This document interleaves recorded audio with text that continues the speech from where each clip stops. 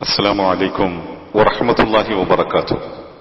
الحمد لله رب العالمين، الصلاة والسلام على رسوله الأمين وعلى آله وصحبه أجمعين ومن تبعهم بإحسان إلى يوم الدين. أما بعد. പ്രിയമുള്ള സഹോദരി സഹോദരന്മാരെ, സ്വന്തം വിശ്വാസ സംരക്ഷണത്തിന് വേണ്ടി ജനിച്ചു വളർന്ന നാടും ചുറ്റുപാടുകളും ത്യജിച്ചുകൊണ്ട് പലായനത്തിന് തയ്യാറായ നബി സല്ലല്ലാഹു അലൈഹി വസല്ലമ തങ്ങളുടെയും കൂട്ടാളികളുടെയും മനസ്സിൽ അള്ളാഹു എന്നോടൊപ്പമുണ്ട് എന്ന ആ ദൃഢബോധം മാത്രമായിരുന്നു കൈമുതലായി ഉണ്ടായിരുന്നത് എന്നത് നാം മനസ്സിലാക്കി. ഏറെ ദുർഘടമായ പ്രയാസങ്ങളും പരീക്ഷണങ്ങളും നിറഞ്ഞു നിൽക്കുന്ന ആ യാത്രയിൽ ഉടനീളം അനുഭവിക്കേണ്ടി വന്ന പ്രയാസങ്ങൾ ധാരാളമുണ്ട്.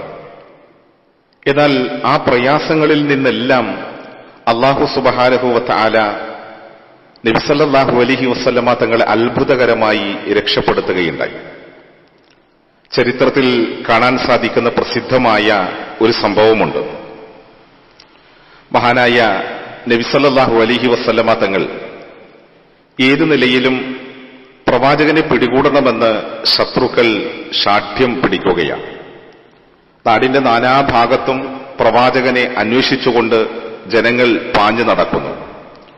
പ്രവാചകനെ പിടികൂടുന്നവർക്ക് വലിയ സമ്മാനങ്ങൾ വാഗ്ദാനം ചെയ്യപ്പെട്ടിരിക്കുകയാണ്. ഈ സന്ദർഭത്തിലാണ് മുദ്ലിജ് ഗോത്രക്കാരനായ സുറാഖത്ത് ബിൻ മാലിക് ബിൻ ജോഷും അദ്ദേഹം പറയുകയാണ്, ഖുറൈശികളുടെ ദൂതന്മാർ ഞങ്ങളുടെ അടുക്കലും വന്നു. നബിയെയും അബൂബക്കറിനെയും വധിക്കുകയോ അല്ലെങ്കിൽ ബന്ദികളാക്കുകയോ ചെയ്യുന്നതിന് അവരിൽ ഓരോരുത്തർക്കും 100 ഒട്ടകം സമ്മാനിക്കാമെന്നാണ് അവർ ഞങ്ങളോട് വാഗ്ദാനം ചെയ്തത്.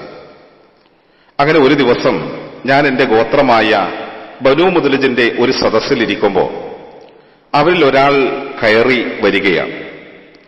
എന്നിട്ട് ഞങ്ങളുടെ മുമ്പിൽ വന്നു നിന്നിട്ട് അയാൾ പറഞ്ഞു, സുറാഖ, അല്പം മുമ്പ് കടൽ തീരത്ത് ഞാൻ ചില ആൾ രൂപങ്ങൾ കാണുകയുണ്ടായി.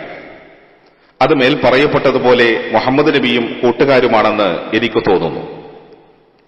സുറാഖ പറയുകയാണ്, അത് തന്നെയാണ് എന്ന് എന്റെ മനസ്സിന് ഒരു തോന്നലുണ്ടായി. അങ്ങനെ ഏതു നിലയിലും മുഹമ്മദ് നബി സല്ലല്ലാഹു അലൈഹി വസല്ലമ തങ്ങളെയും അബൂബക്കർ സിദ്ദീഖ് റളിയല്ലാഹു തആല അൻഹുവിനെയും പിടികൂടണം എന്ന് ഞാൻ മനസ്സിൽ ധരിക്കുകയും ചെയ്തു.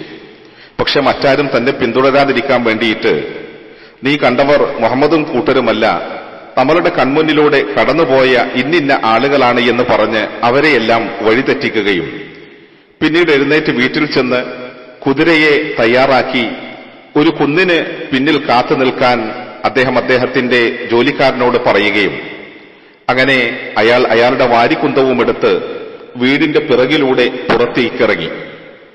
അങ്ങനെ അതിന്റെ മുന നിലത്തേക്ക് ഇറക്കി വെച്ച് കൈപ്പിടിച്ച് അങ്ങനെ അതിന്റെ കൈപ്പിടി താഴ്ത്തി പിടിച്ചുകൊണ്ട് അയാൾ ആ കുതിരപ്പുറത്ത് ഓടി കയറുകയാണ്. എന്നിട്ട് നബി സല്ലല്ലാഹു അലൈഹി വസല്ലമ തങ്ങളെ പിന്തുടർന്നു പോകുന്നു. അപ്പോൾ കുതിര ആ മനുഷ്യനെയും കൊണ്ട് കാലിടറി ഭൂമിയിൽ വീഴുകയാണ്. വീണ്ടും ആ മനുഷ്യൻ എഴുന്നേറ്റു.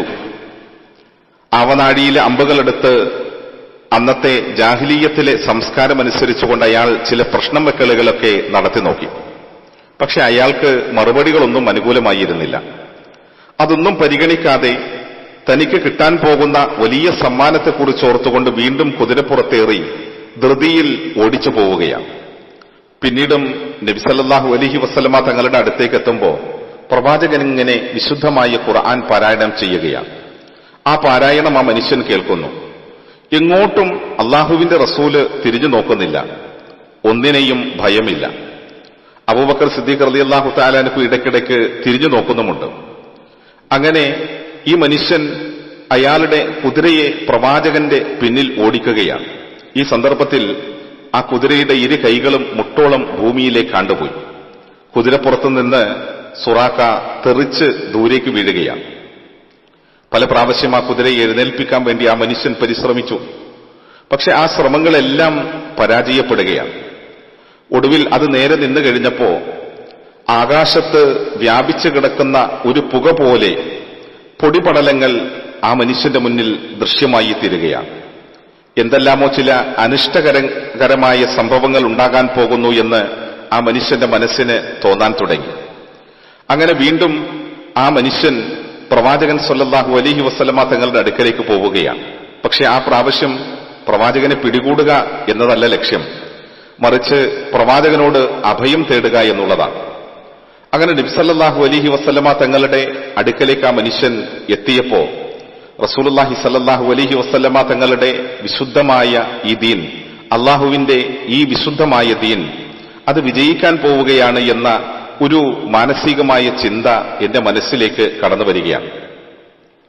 അപ്പോ ആ മനുഷ്യൻ അള്ളാഹുവിന്റെ റസൂലിനോട് പറയുകയാണ്, നബിയെ, താങ്കളുടെ ജനത താങ്കളെ പിടിക്കുന്നവർക്ക് 100 ഒട്ടകം സമ്മാനമായി പ്രഖ്യാപിച്ചിട്ടുണ്ട്.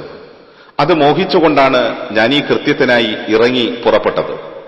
പിന്നീട് നബിയുടെ കാര്യത്തിൽ മക്കക്കാർ നടപ്പാക്കാൻ ഉദ്ദേശിക്കുന്ന മറ്റു ചില നടപടിക്രമങ്ങളെക്കുറിച്ചും പ്രവാചകനോട് സുറാഖ അറിയിക്കുകയുണ്ടായി. സുറാഖ തന്റെ കൈകളിലുണ്ടായിരുന്ന ഭക്ഷണ പദാർത്ഥങ്ങളിൽ നിന്ന് ചിലത് അവർക്ക് നേരെ നീട്ടിയെങ്കിലും അവരതൊന്നും സ്വീകരിച്ചില്ല. ഞങ്ങളെക്കുറിച്ചുള്ള വിവരങ്ങൾ രഹസ്യമാക്കി വെക്കുക എന്ന് മാത്രം പറഞ്ഞ് ആ മനുഷ്യനെ മടക്കി അയക്കുകയാണ് ചെയ്തത്.